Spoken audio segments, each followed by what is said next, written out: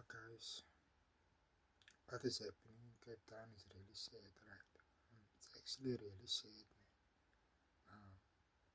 The same people that's supposed to protect us is fighting against our people, right?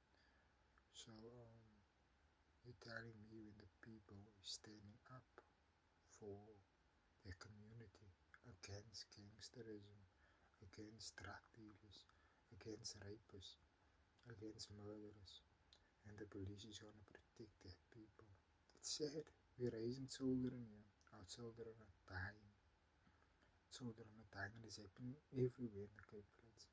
Like, I just can't believe this shit. I just came from this life, yo, and the police is actually protecting that person. Um, and the shooting against the community.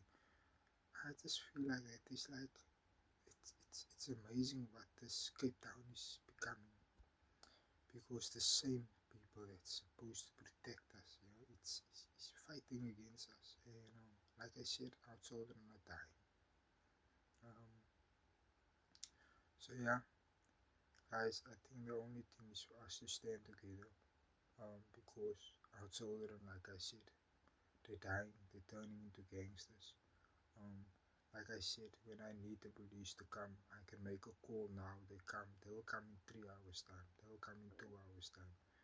Then something already happened. Um, but they dare now to protect the, the gangsters.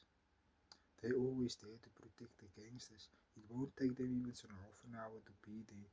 Then they're on the scene. So who are they protecting?